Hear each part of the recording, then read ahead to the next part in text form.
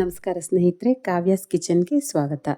ಸ್ನೇಹಿತರೆ, ಇವತ್ತು ರೈಸ್ ಜೊತೆಗೆ ಹಾಕ್ಕೊಂಡು ಊಟ ಮಾಡುವಂಥ ಒಂದು ಒಳ್ಳೆ ದಾಲ್ ರೆಸಿಪಿ ಜೊತೆಗೆ ಬಂದಿದ್ದೀನಿ.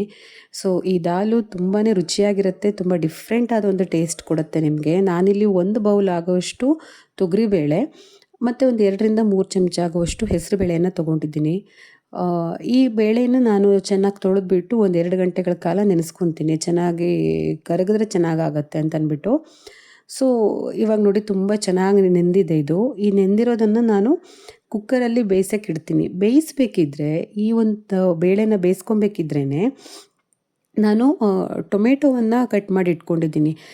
ಇದಕ್ಕೆ ಮೇಯ್ನಾಗಿ ಟೊಮೆಟೊದಲ್ಲೇ ಹುಳಿ ಬರಬೇಕು. ಒಂದು 2ರಿಂದ 3 ಟೊಮೆಟೊ ತೊಗೊಳ್ಳಿ, ಹುಳಿ ಬಂದಿರೋದಾಗಿದ್ದರೆ, ಹುಳಿ ಇರೋ ಥರ ಇದ್ದರೆ.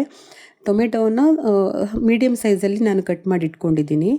ಆಮೇಲೆ ಇದ್ರ ಜೊತೆಗೆ ಒಂದು 2 ಹಸಿಮೆಣಸಿನ್ಕಾಯಿನ ನಾನು ಬೇಯಿಸೋಕೆ ಹಾಕ್ತೀನಿ. ಬೇಳೆ ಜೊತೆಗೇ ಬೇಯಿಸಿದ್ರೆ ತುಂಬ ಚೆನ್ನಾಗಾಗತ್ತೆ ಇದು, ಈ ಥರ ಒಂದು ದಾಲಿಗೆ. ಸೊ ಸ್ವಲ್ಪ ಅರಿಶಿನ ಹಾಕಿಬಿಟ್ಟು ನಾನು ಸ್ವಲ್ಪ ನೀರು ಹಾಕಿ ಬೇಯಿಸೋಕೆ ಇಡ್ತೀನಿ. ಆಮೇಲೆ ಈ ಒಂದು ದಾಲಿಗೆ ನುಗ್ಗೆಕಾಯಿ ಮತ್ತು ಆಲೂಗಡ್ಡೆನ ಉಪಯೋಗಿಸ್ತೀವಿ. ನುಗ್ಗೆಕಾಯಿ ತುಂಬ ಚೆನ್ನಾಗಾಗತ್ತೆ. ಇದರಲ್ಲಿ ಮೇನ್ ಅಂದರೆ ನುಗ್ಗೆಕಾಯಿ ಇರಲೇಬೇಕು, ತುಂಬ ಚೆನ್ನಾಗಾಗತ್ತೆ. ಸೊ ಅದರ ಒಂದು ಘಮ ಇರುತ್ತಲ್ಲ, ನುಗ್ಗೆಕಾಯಿ ಪರಿಮಳ, ಫ್ಲೇವರೇ ಬೇರೆ ಥರ ಬರುತ್ತೆ. ಸೊ ನಾನು ಇವೆರಡನ್ನೂ ಕೂಡ ಕುಕ್ಕರ್ಗೇನು ಹಾಕಲ್ಲ, ಸಾದಾ ನಾರ್ಮಲ್ ಆಗಿ ಹಾಗೇ ಬೇಯಿಸ್ಕೊತೀನಿ. ಸೊ ಈ ಬೆಂದಿರುವಂಥ ಬೇಳೆ ಇದೆಯಲ್ಲ, ಎಷ್ಟು ಚೆನ್ನಾಗಿ ಬಂದಿದೆ ನೋಡಿ ಇದು. ಸೊ ಇಷ್ಟು ಬೆಂದರೆ ಸಾಕಾಗತ್ತೆ. ಇಲ್ಲಿ ನಾನು ಆಲೂಗಡ್ಡೆ ಮತ್ತು ನುಗ್ಗೆಕಾಯಿ ಬೇಯಿಸೋಕೆ ಇಟ್ಟಿದ್ದೀನಲ್ವ, ಸೊ ಅದಕ್ಕೆ ಆ್ಯಡ್ ಮಾಡ್ಕೊತೀನಿ. ಆಲ್ಮೋಸ್ಟ್ ಇದು ಒಂದು ಕುದಿ ಬರ್ತಾ ಇದೆ ಹೇಳೋಷ್ಟೊತ್ತಿಗೆ ನಾನಿಲ್ಲಿ ಒಂದು ಮಸಾಲವನ್ನು ರುಬ್ಕೊಂಡು ಬರ್ತೀನಿ. ಓಕೆನಾ.